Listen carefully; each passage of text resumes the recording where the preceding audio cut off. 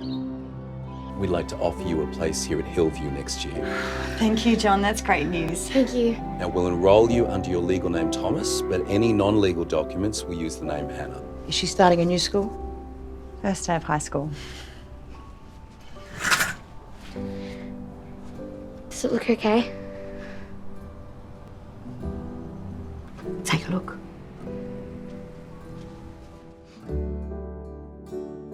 Ready for tomorrow? What if they can tell? If they find out? Excuse me? Me? Do you know where the new kids are supposed to go? No, it's my first day. Me too. These are my friends from primary school. This is Nat, short for Natalie, and this is Jasmine, but everyone calls her Jasmine. This is Hannah, the girl I was talking to you about. Thomas.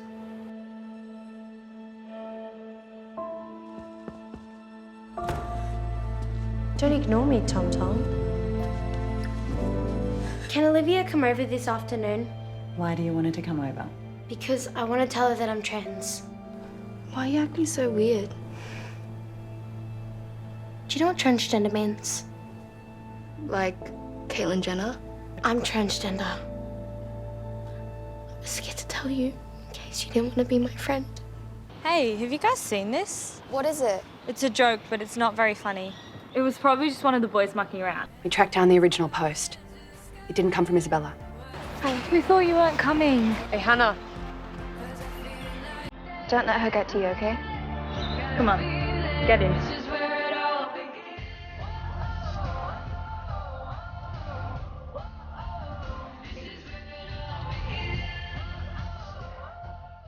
Hi, my name's Kate Fouquet. I'm from ACMI and I'm super excited to be hosting today's session by ACMI and the ACTF, all about the fantastic four-part series, First Day. ACMI and ACTF would like to acknowledge the traditional owners, the Wurundjeri and Bunurong people of the Kulin Nation, and on whose lands we meet, share and work. Perhaps you guys can take a moment to also acknowledge the country that you're on today, and let's all pay our respects to the elders past, present and emerging, and extend our respect to Aboriginal and Torres Strait Islanders people from all nations of this land. So today's session is all about authentic storytelling. It's all about why it's important to have diverse characters and different viewpoints and how we do that in a balanced way.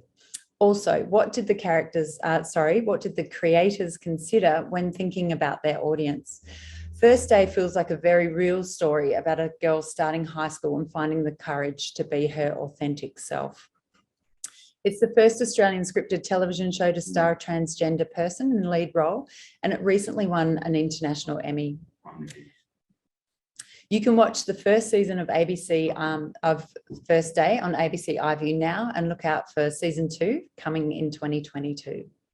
So now I'd like to introduce and welcome our guests, Evie Macdonald, Julie Kalceff, Kirsty Stark, and thanks so much for joining us, guys.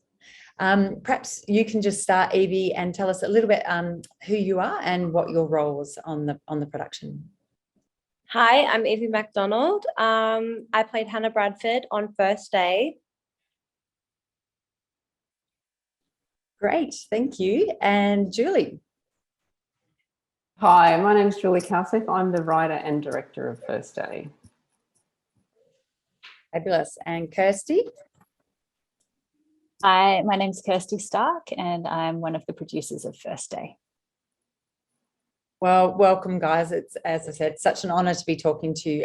Julie, first of all, I just wanted to talk to you and ask you about when you came up with your idea for First Day. What was the next step as a writer? You've come up with an idea, and then what do you do? The next step is to find a producer. Producers are very undervalued, I think, when it comes to film and television. They do a lot of work from the very beginning to the very end. So it was important to find a producer who I felt I could trust and who shared the same values and who was as interested in authentic storytelling as I was. Absolutely. And the producers obviously bring in a lot of the money and the broadcasters and things like that as well, don't they?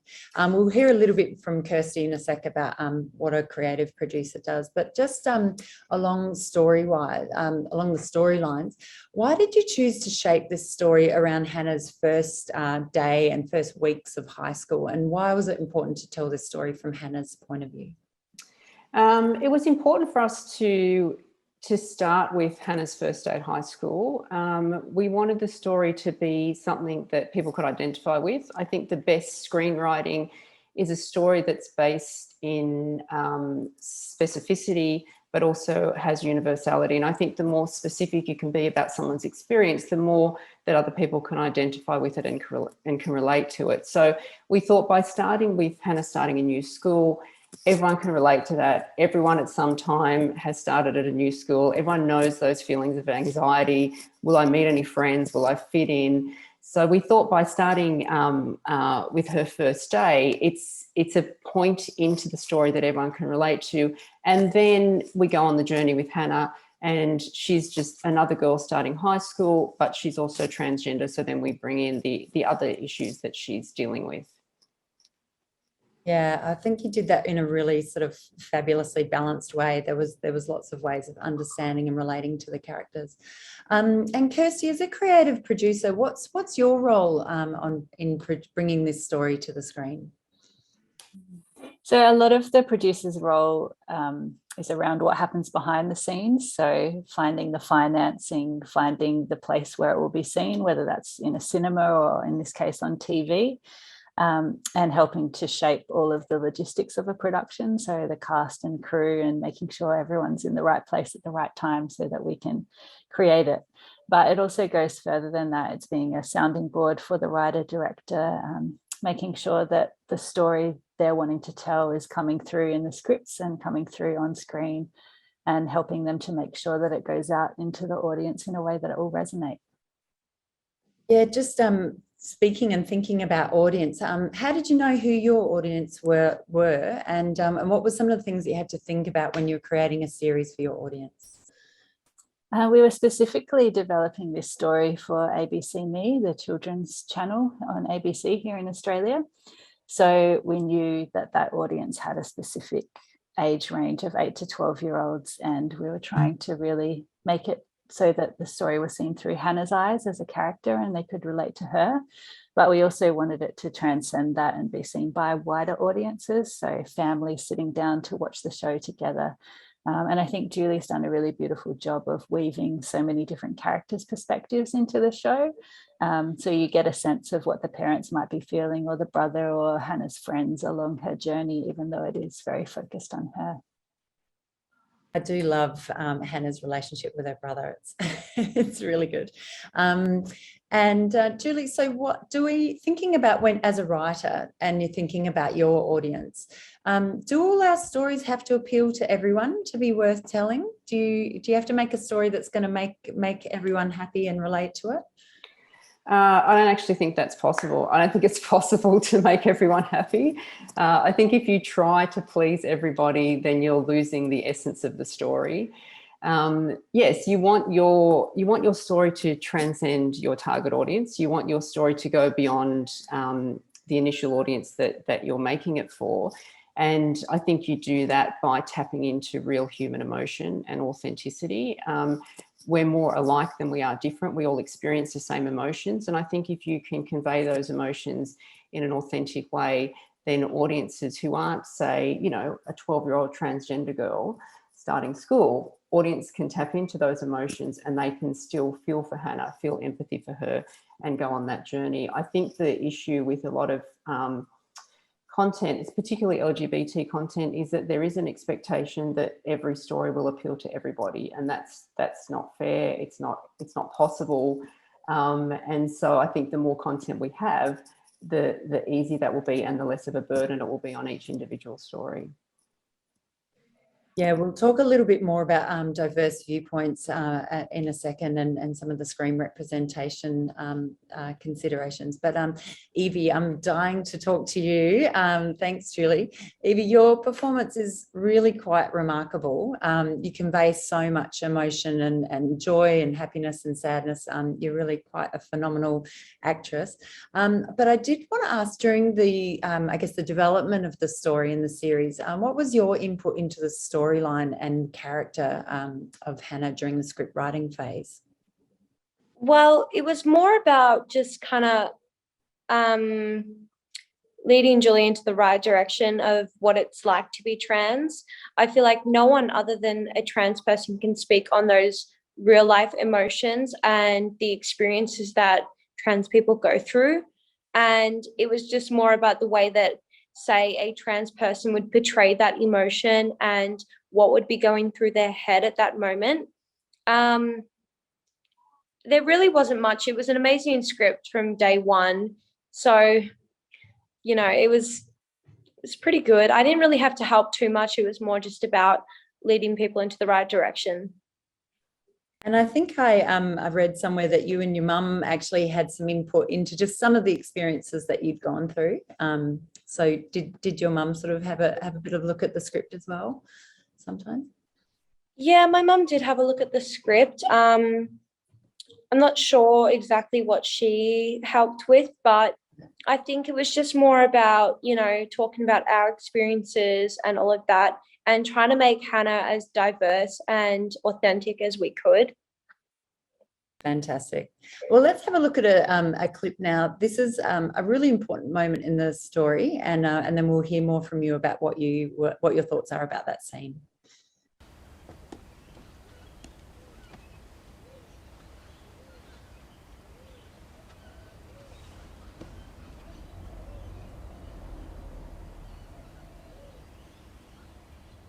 Are you mad at me? Should I be? No. I've been texting you and you haven't replied. I was worried. Was it you? Did you say something, even accidentally? No, I swear I didn't. You told me not to tell anyone, and I didn't. Not even accidentally. Is that why you haven't been answering any of my messages? I've been trying not to look at my phone. Yeah. I've seen some of those posts. Those people are idiots. But there's heaps of people on your side. Look, it's been over a week. When are you coming back? I don't think I can come back. You have to. Don't you miss us? Yeah, kind of. I knew it. Give me your phone. What for? What are you doing? I'm turning off notifications, so you can still use your phone, but every time someone sends a nice post about you, I'll text it to you. And I'll keep doing it until you come back. Thank you. But you know this won't change anything. Well, it can't hurt.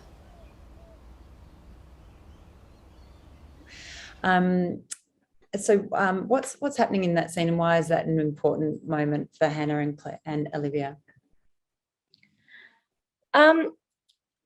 Hannah is scared that Olivia has accidentally told the people around her at school that Hannah was trans.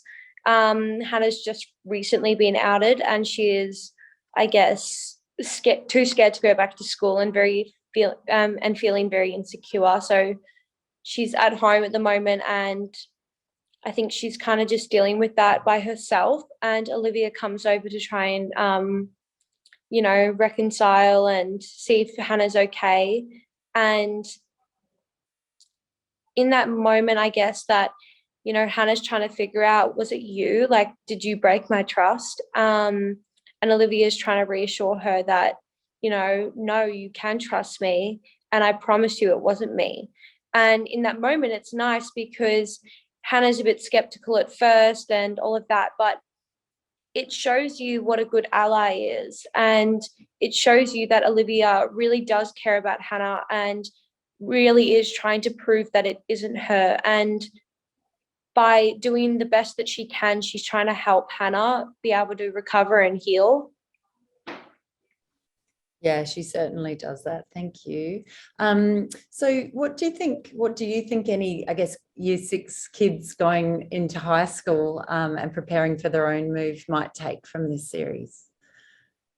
Well, I think it's about courage. I think every kid going into high school, I know myself, my siblings, all of that, we're all struggling, going into this new environment, from being the leaders of our school to the youngest, and going into this place where you don't necessarily feel welcome. You're worried because you have all these different classes, all these different teachers, these new people that you don't know.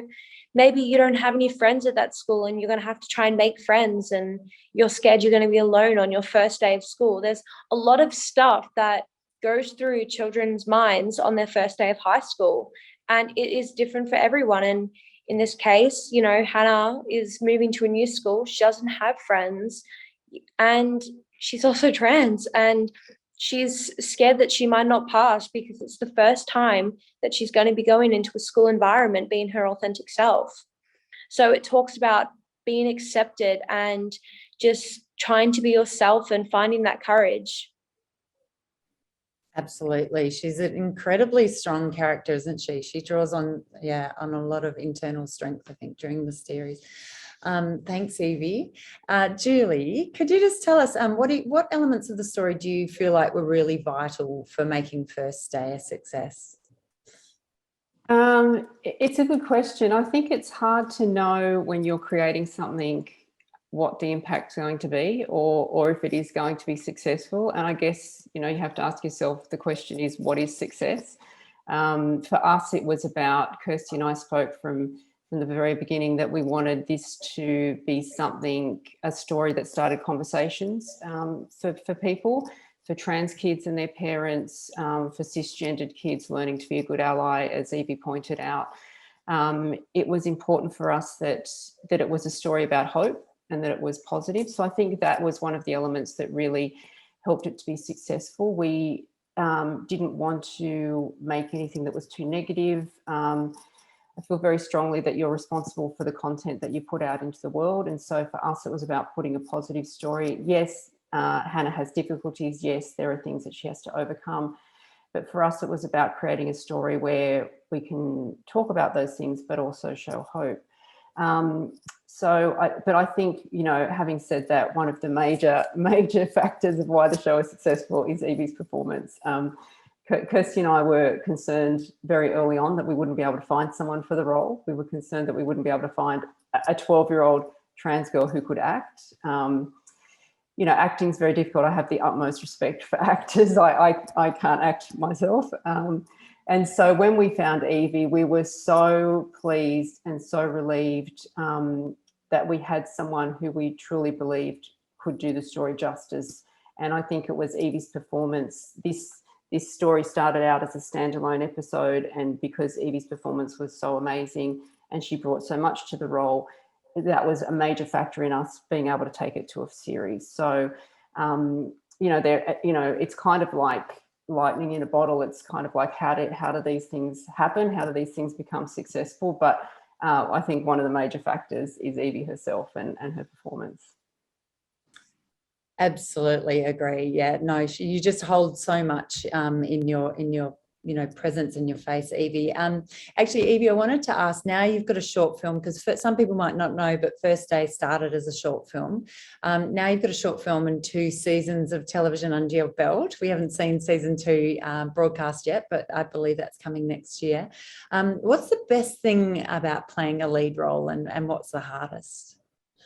I think one of the best things is that I know doing this role has helped a lot of people, and being an actress is what I've always wanted to do. And I loved going on set and working with the other actors, and the experiences and the memories that you have on set. That by far is the best thing.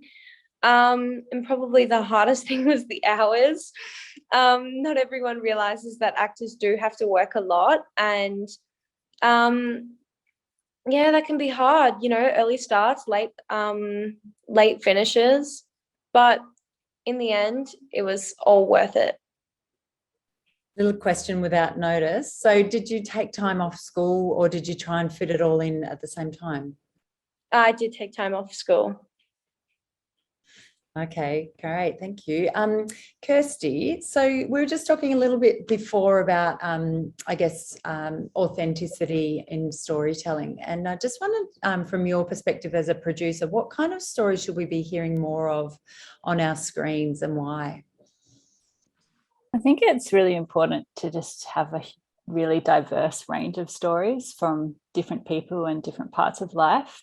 To me, the stories that resonate with me and the kind that I want to help bring to the screen are ones where there's a really clear connection, either from someone's lived experience or through some other connection in their life that makes them the person to tell this story.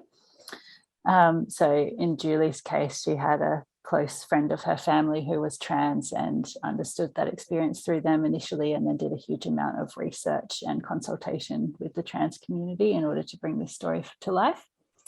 And then from that point, I think it's really important that whatever you put on screen is going to have a real world impact off screen and create some kind of change in the world. And that could be on a really small level, such as making someone happy or, giving them an experience in viewing it. But for me, I also like to see some kind of social change come out of that, and an impact that carries beyond just the time that's spent watching the show.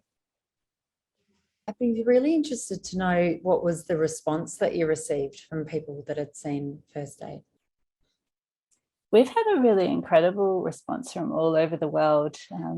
We thought because of the subject matter and the political climate, there may have been some backlash in different countries. But for the majority, as soon as anyone has seen the series, it's just been incredibly positive, and everyone's really resonating with Hannah's story. I think any thoughts around what it might be in terms of promoting an agenda has all been washed out as soon as people have actually seen the show and what's on screen. So that's been really lovely. And I know that Evie's had people connect with her through social media and tell her what an impact the show has had on their lives. And Julie and I have also received some really beautiful messages from many different countries. So it's been amazing. Great. And just before I go to Julie to set up this next clip, when will we see season 2? When's it coming out? We don't have a specific air date yet, but it's all filmed and edited. We're just working on the final sound and titles and things like that at the moment. So once we've delivered it, then the ABC makes a decision on the broadcast date. So we understand that it will be sometime in the first half of next year, but we don't know exactly when that will be yet. Okay. Brilliant. Oh, we really look forward to it. Thank you so much, Kirsty. Julie, if we're going to watch this last clip, which is a really fantastic kind of turning point. Why? I just wanted to find out a little bit about why you wrote Isabella's character into Hannah's story, and if you could just share with us why this is such an important moment in the series. Yeah, I think it was important to include a character like Isabella. As I mentioned, we wanted this story to be a story of hope, and we wanted people to be able to identify with Hannah, but we also wanted to be true to the experiences that someone might be going through. We didn't want to just gloss over that things could be difficult and that there could be difficult times. We wanted to pay tribute to that and to be as authentic as possible in telling that story. And so it was important to have someone who may not treat Hannah as she wants to be treated. Hannah has a very supportive family, which was really important to us. She has supportive friends, which was really important. But we thought it was also important to show that not everyone might treat Hannah as she likes to be treated, and to show how Hannah deals with that so that other trans kids can see what Hannah's going through, and to maybe get some sort of sense of strength from that, and see that it is possible to move through difficult experiences. The performance from Isabel, who plays Isabella, is fantastic. The scenes between Evie and Isabella are amazing. I love watching these clips because we've just come off season 2 and they're all just so much older, and their performances are, I mean, they were fantastic then, but they're even better now. And so, yeah, can't wait for everyone to see season 2 as well. Amazing. Well, we're going to take a quick look at this clip, and then I might actually fit in one or two more questions. So we'll come back afterwards. You go. I'll be there in a sec.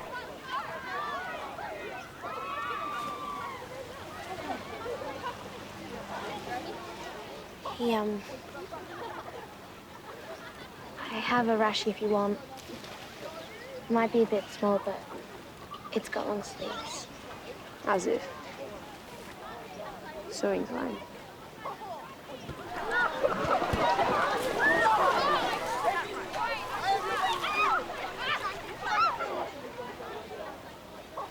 Go. Are you sure?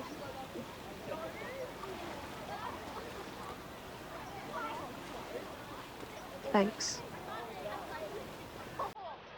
Hannah.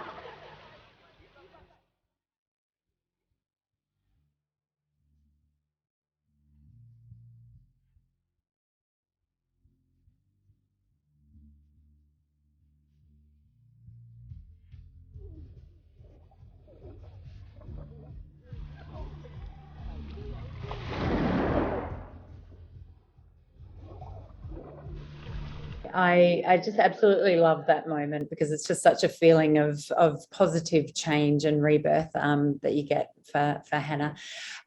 Julie, I just wanted to ask, you made First Day as a short film and then turned it into a television series. And as a writer, what was sort of one challenge or one change that you had to consider when you were evolving the story from one format into another? I mean, one of the challenges was to take what was an existing story and then expand it into a series. But for us, I think that was also one of the huge benefits because we knew there was more to Hannah's story. And that standalone 20-minute episode that we started with was only just the start. And so it was really, I mean, it's such a great pleasure working in television as a writer because you can go deeper into character stories and you can expand their stories. It was an opportunity to, to also bring more depth to the other characters, and so that was a real benefit. And I realised I didn't answer your other question in terms of that incident, that final scene with Isabella. It was really important to show that Hannah had not only stood up to the bully and had, worked through that relationship, but it also had won over her respect. And I think that moment at the end where Isabella calls her Hannah, because Isabella had been to Hannah's primary school and knew Hannah's birth name, and she, by calling her Hannah, shows that she has that respect. And I think that's something that we were able to do in a series, is to bring more depth to those characters and to expand out those stories. And those more difficult storylines, we were able to give them the space and the air that they needed. Absolutely. And I just love the empathy that Hannah's character has for Isabella, even though she's not been, generous or kind to her, she just keeps coming back with support, and relating to her and kind of putting the other person's needs first, which is quite remarkable. Just one last question for you, Evie, and then unfortunately we're going to run out of time. I just wondered for you, because you've you've done these 3 different productions over such big changes in terms of life and getting older. How's it been for you, kind of as an actress, coming back to 3 different productions at different ages, or coming back to the same character? Well, it's good because First Day was my first ever role. It was the first time I'd auditioned for something. And I think playing in the pilot film was really almost like a pilot for me. It was like a test run. It was, what can I do? And is this something that I enjoy? And it was. And, season 1, I got to learn a lot more about what it was like to be on an actual set and working with a lot of crew and a lot of cast. And season two was even a step further and trying to adapt my acting and, you know, working on my craft and trying to be the best actress I can at that time. Yeah, you as I said before, I think your performance is quite remarkable. Look, unfortunately that's all we have time for. And I'm sure everybody's really enjoyed hearing from you all, and I'm sure when they see First Day, if they haven't already, they're going to love it as much as we do. I hope everybody's enjoyed hearing from the creatives. Thank you, Julie, Kirsty and Evie, for taking the time to talk to us. We can't wait to see the next chapter of Hannah's story, and congratulations on making such a great series. I also just want to thank our teams from the ACTF and ACMI. And make sure you download the ACTF teacher resource, which is on the ACTF website for teachers. It's a really fantastic resource that will support you to continue the conversation around First Day in a safe and respectful way in your classroom. We'd love your feedback as well. So there will be a survey sent in the confirmation email. And we've just popped it in the chat there for you as well. So any feedback really helps us kind of improve on these sessions and understand how to link it into your teaching needs as well. So again, thank you so much, everybody, and we'll see you next time.